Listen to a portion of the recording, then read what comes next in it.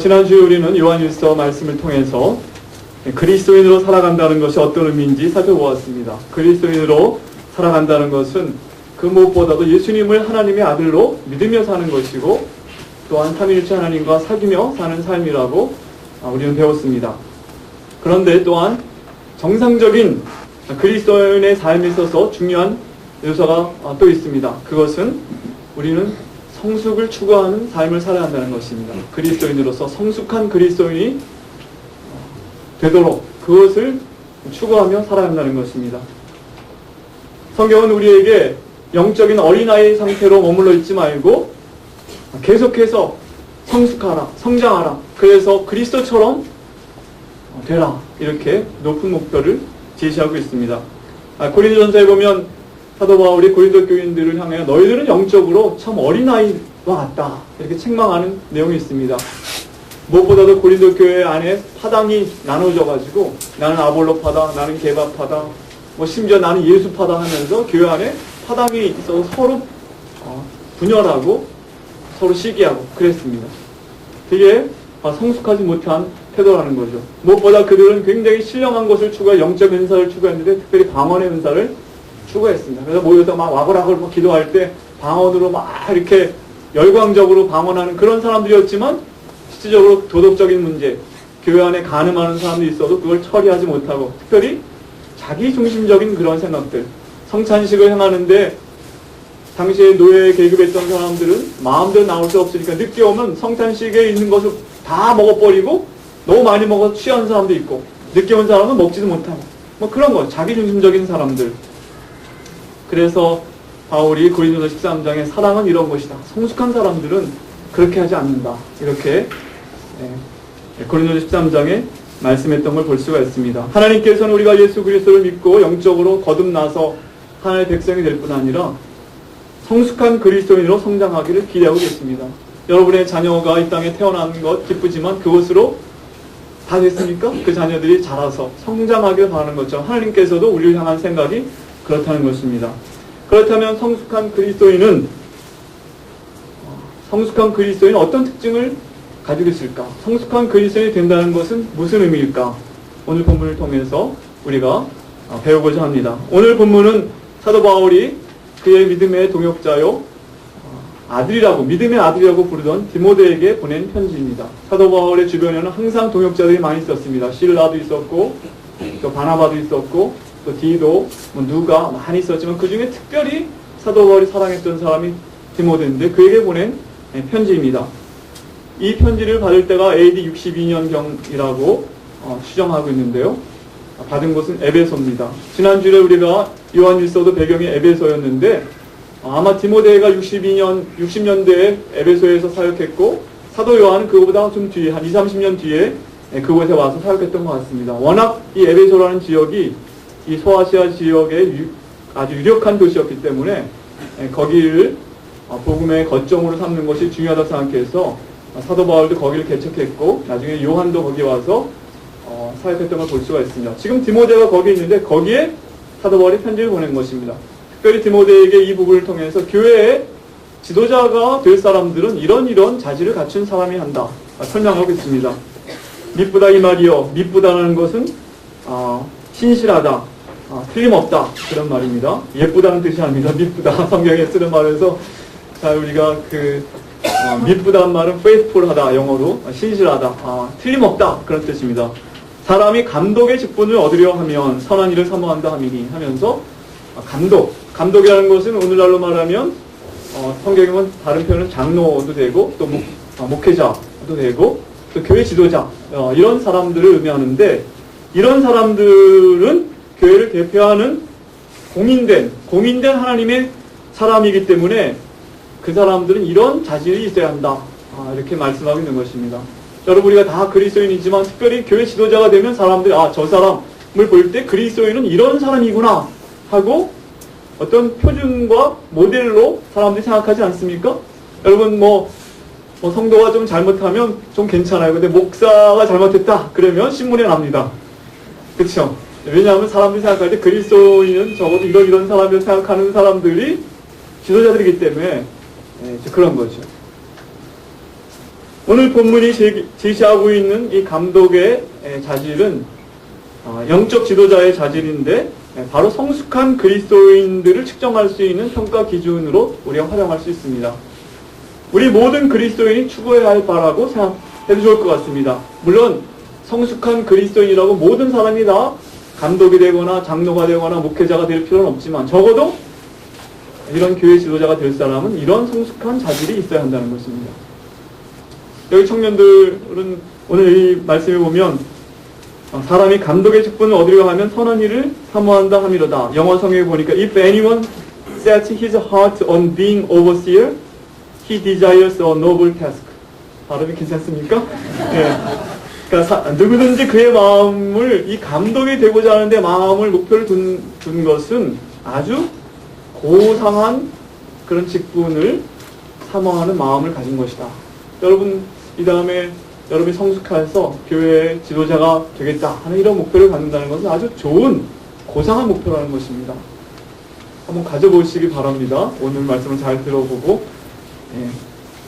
오늘 감독의 자격을 15가지로 말하고 있는데 그것을 3가지로 요약해서 우리 모두 그리스도인들이 추구해야 할 성숙한 그리스도인의 특징으로 제시하고자 합니다. 자, 성숙한 그리스도인은 어떤 사람일까? 어떤 특징이 있을까? 하는 것입니다. 관심 있으십니까? 관심 있어야 됩니다. 하나님께서 우리가 성숙하길 바라기 때문에. 첫째, 성숙한 그리스도인은 책망할 것이 없는 사람이라고 전반적으로 이렇게 말하겠습니다. 책망할 것이 없는 사람. 어떤 뛰어난 사람, 유능한 사람이라기보다는 성숙한 그리스도인은 오히려 괜찮은 사람, 좋은 사람이라고 표현될 수 있는 사람이라는 것입니다. 아주 우수한 사람, 뛰어난 사람, 능력 있는 사람이라기보다는 좋은 사람, 괜찮은 사람, 그런 사람으로 인정받는 사람이 되어야 한다는 것입니다. 여기 7절 말씀에 보면 또한 외인에게도 선한 증거를 얻은 자라야 할지니 외인은 교회 밖의 사람에게도 저 사람은 참 괜찮은 사람이다, 좋은 사람이다, 이런 평가를 받을 수 있는 사람이 성숙한 그리스도인이라는 것입니다. 공인된 하나님의 사람이 되고자 하는 감독은 책망받을 것이 없고 교회 밖에 있는 사람들로부터 좋은 평판을 가지고 있는 사람이 된다는 것이죠. 완전한 사람을 말하는 것은 아닙니다. 그러나 저 사람 참 좋은 사람이다, 괜찮은 사람이다 하는 것이죠. 여기 청년들이 이 다음에 데이트할 때 그 사람 만나고 와서 그 사람 참 괜찮은 사람이다, 그 정도 평가받으면 좋은 거죠. 네? 좋은 사람이다. 그렇지 않습니까? 내 이상형이다, 그 정도는 아니더라도 그 사람 괜찮은 사람이다, 그만하면 좋은 거 아닙니까? 그렇죠? 네. 성숙한 그리스도인은 적어도 그런 평가를 받을 수 있는 사람이라는 것입니다. 하나님이 알아보실 뿐 아니라 사람들도 알아볼 수 있는 외적인 열매가 있는 사람이 성숙한 그리스도인이라는 것입니다. 사실 저 사람은 참 좋은 사람이다, 한 번 봐갖고 모릅니다. 다양한 상황 가운데서 그것이 드러나게 됩니다. 그 사람 참 유치한 사람이야, 괴상한 사람이야, 상식이 부족한 사람이야, 온고집쟁이야, 아주 자기밖에 몰라, 균형이 없어, 말이 안 통해, 이런 사람 성숙한 그리스도인이 아니라는 거지. 다양한 상황을 우리가 우리 삶 속에 경험하게 된 그런 가운데서 우리가 참 좋은 사람, 괜찮은 사람으로 평가받는다는 게 쉬운 일이 아닙니다. 지난 목요일날 55년 만에 2월달 날씨 중에 제일 추운 날 저희 집 이사를 했습니다. 원래 그 전날 또 추웠죠. 눈도 오고. 그 전날이 무슨 손 오는 날이요, 10만원도 비싸대요. 그래서 우리 그럴 거 필요 없다고 그 다음날 했는데 고생 엄청 했습니다. 추운 날. 근데 참 이사한다는 게 전세 계약이 차서 이사를 해야 되는데 우리가 가야 될 집도 빠져야 되죠. 우리 집에 올 집도 우리도 빠지고 그 집도 와야 되네. 딱딱 잘 맞긴 맞았어요. 근데 이제 중간에 있는 그 복덕방 중개하시는 분과의 관계, 또 새 갈 집과 주인과의 관계, 또 우리 집에 들어올 사람과의 관계, 또 이삿짐 날로 온 사람과의 관계, 그리고 또 새로 간 그곳에 이웃들과 만나는 관계 속에 저 집 새로 이사 왔다는데 참 괜찮은 사람인 것 같다. 잘은 모르지만 인상이, 그리고 사람 대하는 게 그 정도 평가받으면 성숙한 그리스도인이라고 말할 수 있다는 겁니다. 말은 안 해도 저 사람 좋은 사람입니다. 교통사고가 났습니다. 아전인수격으로 자기 주장만 하는 것이 아니라 공정하게 그것을 처리하고 또 너그럽게 내지는 공정하면서도 그 사람을 배려하는 태도로 처리하면 그 사람은 물론 나쁜 일로 이렇게 만났죠. 그 사람 참 괜찮은 사람이다. 이런 평가를 받는다면 그 사람은 성숙한 그리스도인이라고 할 수 있다는 것입니다. 까다롭게 굴거나 상대방을 배려하지 않고 기분 나쁘게 이기적으로 대하지 않는 사람. 이것이 외인들로부터 받을 수 있는 저 사람 좋은 사람, 괜찮은 사람, 이런 것이 성숙한 그리스도인의 표가 될 것입니다. 교회 다닌다고 하는데 좀 이상하다. 저 사람 교인이래. 좀 이상해. 이렇게 되면 성숙한 사람이 못 되는 겁니다. 저 사람 목사래. 좀 이상해. 목소리만 걸걸하고 좀 이상해. 이렇게 평가를 받으면 이상한 것이죠. 째째, 깐깐이. 뭔가 앞뒤가 안 맞아.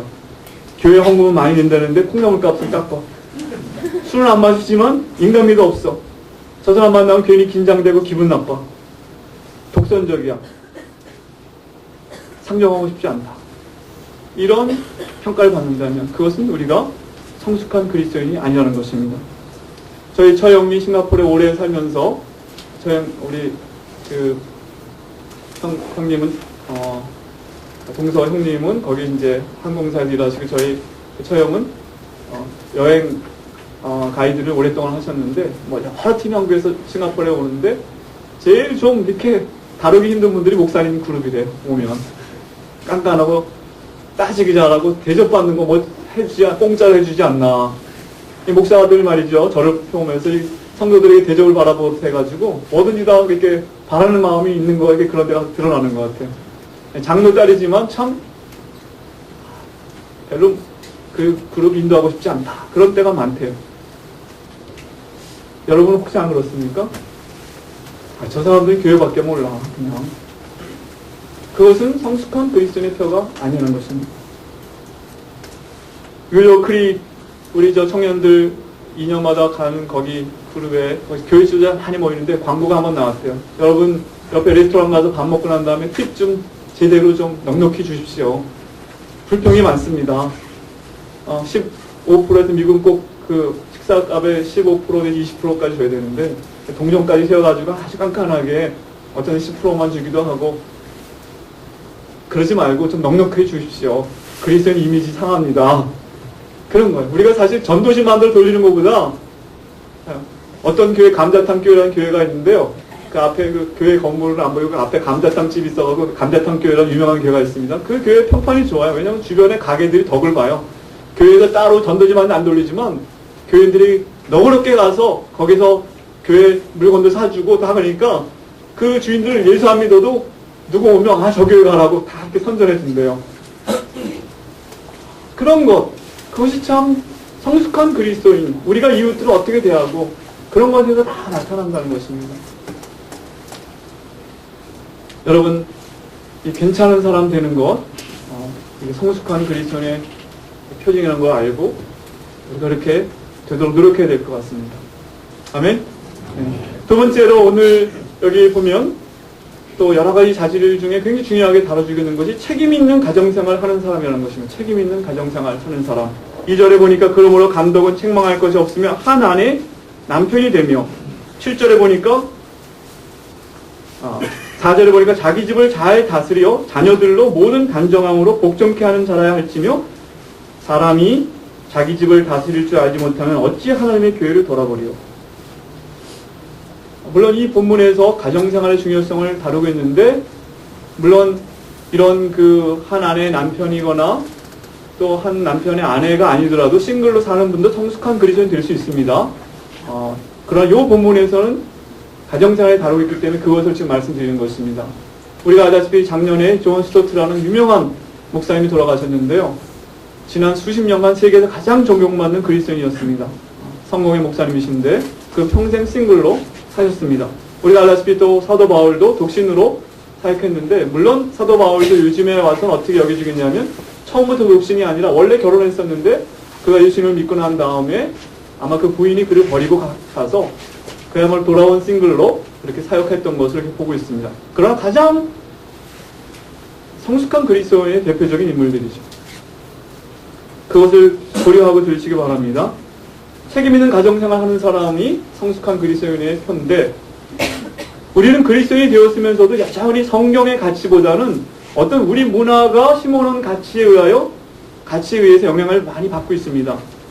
그것이 한국교회 안에 가정에 대한 견해인 것 같습니다. 물론 최근에 많이 달라지고 있긴 합니다. 특별히 어떤 생각이 있냐면, 목회자는 가정을 희생시켜서라도 목회에 전념해야 된다, 뭐 이런 생각이 있었습니다.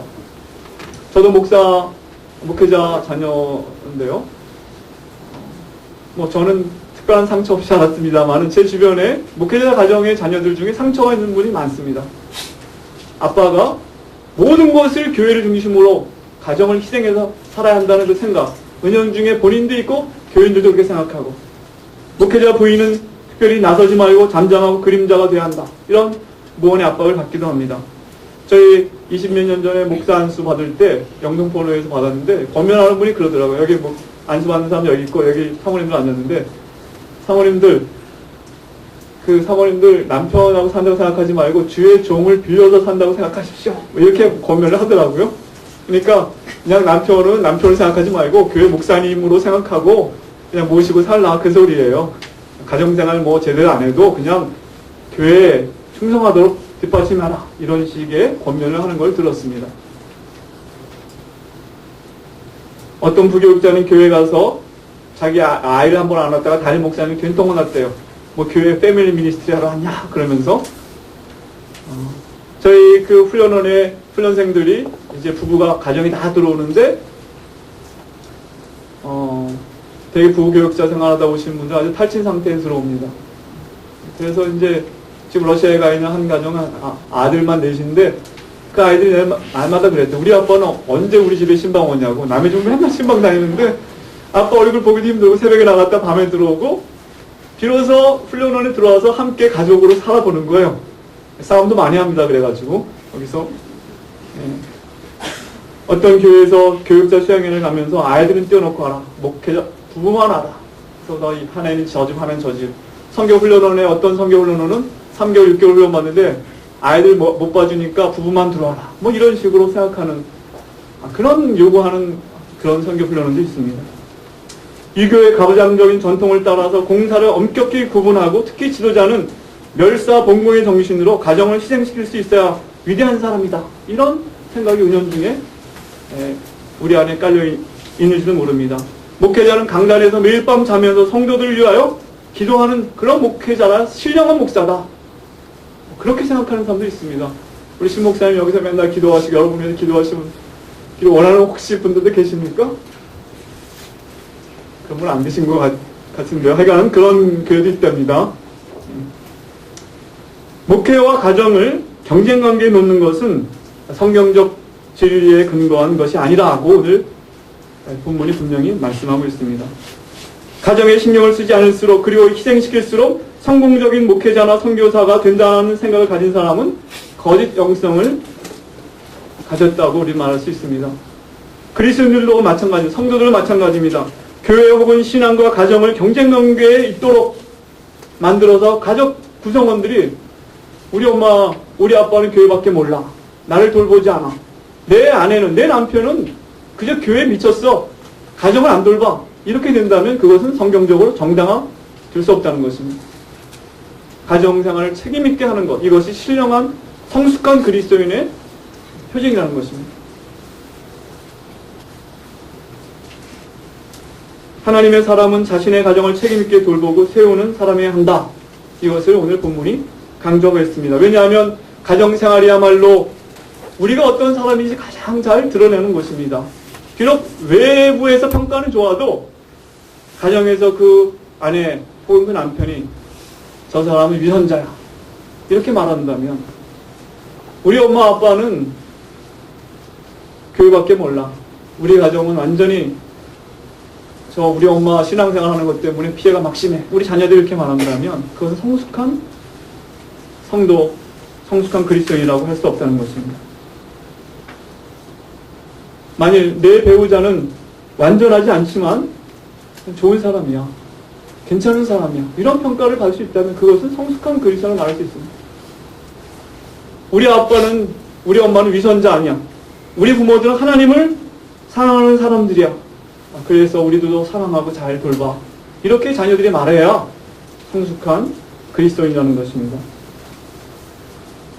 우리 모두가 다 가정에서 하나님의 사람으로 그리스도를 인정받을 수 있어야 성숙한 그리스도인이라는 거죠. 뭐 착한 줄 알고 결혼했는데 이상인 줄 알고 결혼했는데 완전히 아주 못됐어. 누가 하는 말 같습니다. 누가 하는 말을 이제 잘 생각해 보십시오.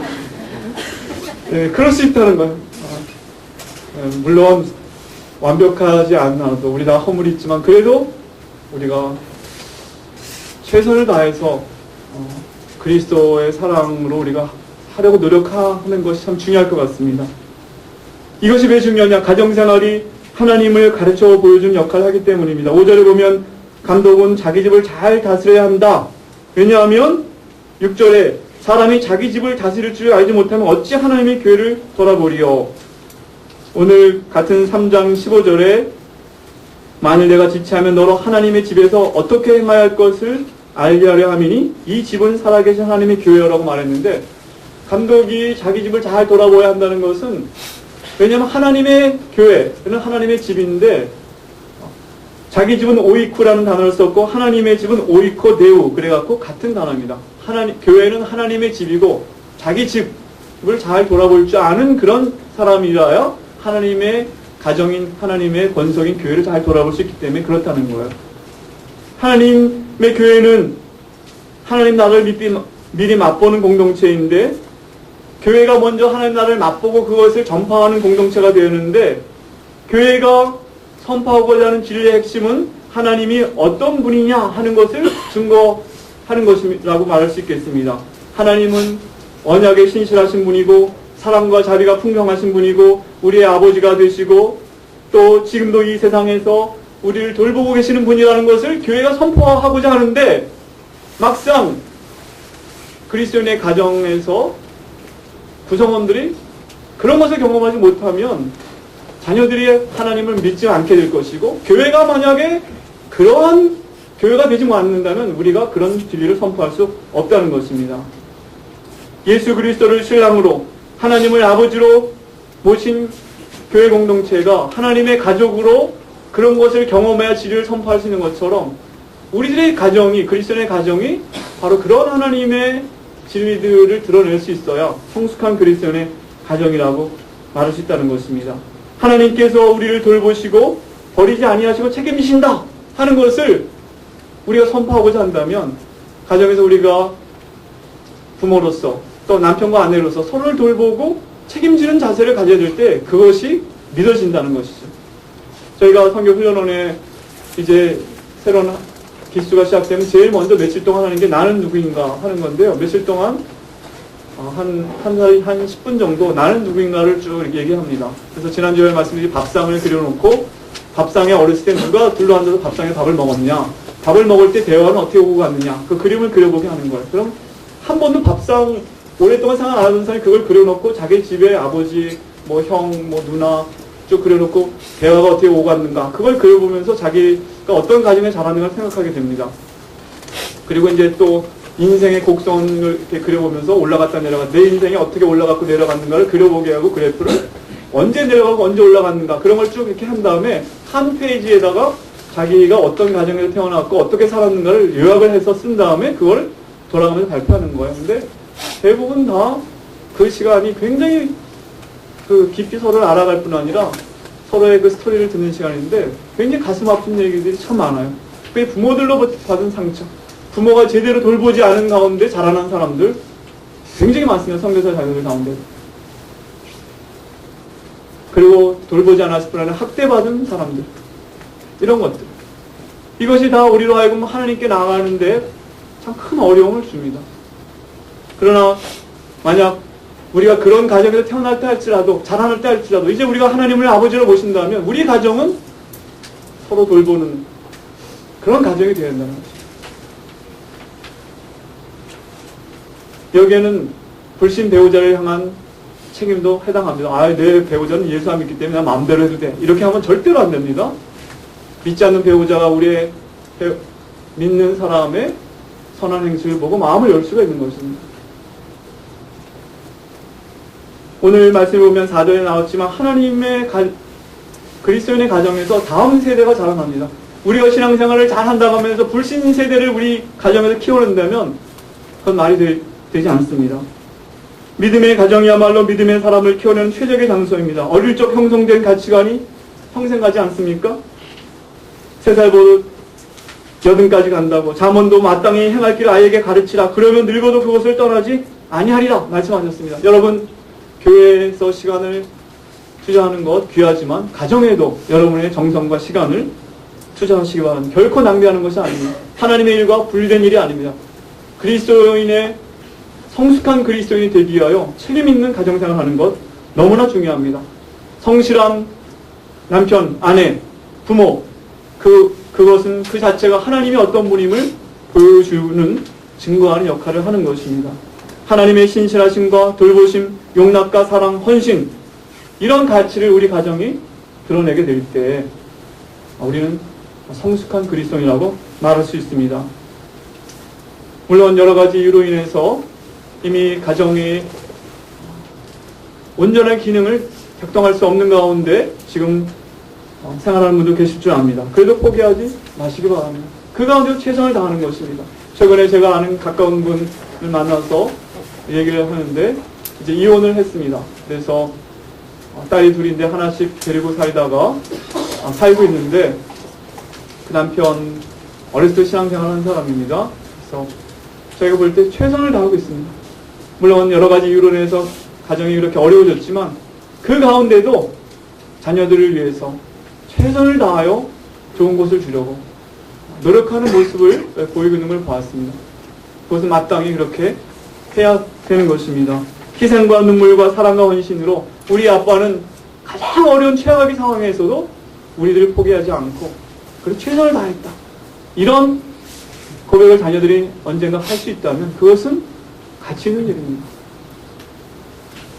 재정부 미래연구 보고서 전망에 따르면 2020년에 우리나라가 어떻게 될 것인가?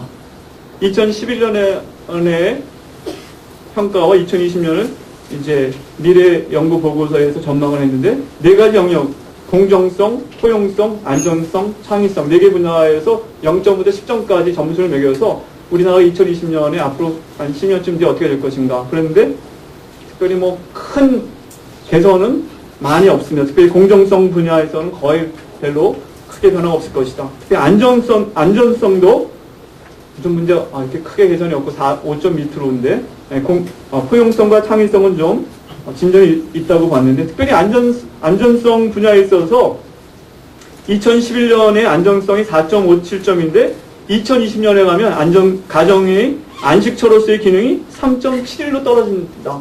가정의 해체 현상이 더 가속화될 것이다. 이것이 미래 전망 보고서에 나왔습니다. 그러나 우리는 분명히 기억해야 합니다. 하나님은 우리의 가정을 소중히 여기시며 우리 가정들을 통해서 그분의 뜻을 펼쳐 나가기를 원하신다는 것입니다. 구한말에 우리나라의 서양 선교사를 봤을 때 우리나라 사람들이 가장 충격을 받은 것 중에 하나가 뭐냐면 서양 사람들이 가정생활을 하는 것입니다. 남편이 아내를 어떻게 대하고 또 자녀들 어떻게 대하는 것. 우리 가부장적이고 유교적인 전통에서 여자들이 차별받고 특별히 여자아이들 자녀들 돌봄 못 받고 이런 것들 쭉 보던 사람들이 그 서양 선교사들이 어떻게 부부로서 서로 존중하며 가정생활하는 것이 굉장히 큰 도전이 됐다고 합니다. 우리가 사실 어떤 위대한 일을 할지 못한다 할지라도 우리 가정을 책임있게 우리가 이끌어가며 우리 자녀들을 그 가운데서 양육하는 것만 해도 굉장히 큰 역할을 하는 것입니다. 성숙한 그리스도인의 책임을 다한다고 말할 수가 있겠습니다. 세 번째로 성숙한 그리스도인은 어떤 특징을 가지는가? 그것은 계속 자기를 연마하면서 좋은 인품을 닦아가는 사람이 된다는 것입니다. 그런 특징을 가진 사람. 성숙한 그리스도인은 멈춰있는 사람이 아니라 계속 성장하는 사람입니다. 작년 2011년보다 올해 2012년에 더 그 인격이 성품이 성장하고 있는 사람이 성숙한 사람입니다. 혹시 여러분은 여러분의 인격과 신앙이 정체되어 있지 않습니까? 아, 내가 젊었을 때는 나 참 좋았는데 그 사람은 성숙한 사람은 알 수 없습니다. 지금도 계속 발전하고 연마하는 사람.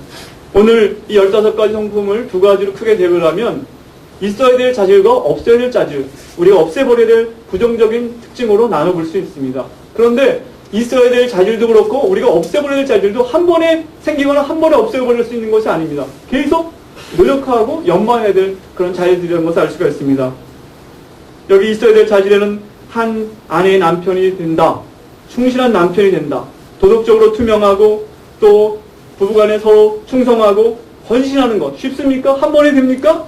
오늘 됐다가 내일 안 될 수도 있는 거고 계속 노력하지 않으면 어려운 것입니다. 그렇게 하는 것. 계속 우리가 연마해야 되는 것입니다. 절제하며 그것은 어떤 욕망을 제어하고 영적으로 깨어있는 자세. 근신하며 조심하며 깊이 생각하는 그런 자세들. 그 다음에 아담하며, 참 재밌는 말이에요. 아담하다. 뭐 키가 작다 뭐 그런 거 아담하다 그게 아니라 respectable이라고 나왔는데요. 외적으로 드러난 태도나 또 의복을 입는 것이나 행동이 정돈되고 참 품위가 있는 어떤 그런 걸 말하는 것입니다.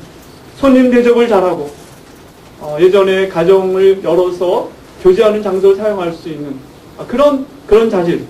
또 가르치기를 잘하며 이것은 지식이 많다는 것이 아니라 가르칠 능력이 있는 사람. 온유하며 영어로 보니까 젠틀하다고 나왔습니다. 온유하다는 것은 좀 가까이 다가서기에 좋은 그런 사람이라는 것입니다. 사납지 않다는 것입니다. 여러분 표정을 좀 부드럽게 할 필요가 있습니다. 한번 부드럽게 한번 표정을 지어보십시오. 화난 사람, 한국 사람은 가만히 좀 화난 사람 같다 옛날부터 그랬잖아요. 제가 해외에서 12년 정도 있다 한국에 들어서 제일 좀 이상했던 게 엘리베이터 타고 다 표정하게 서 있는 거. 표정하게.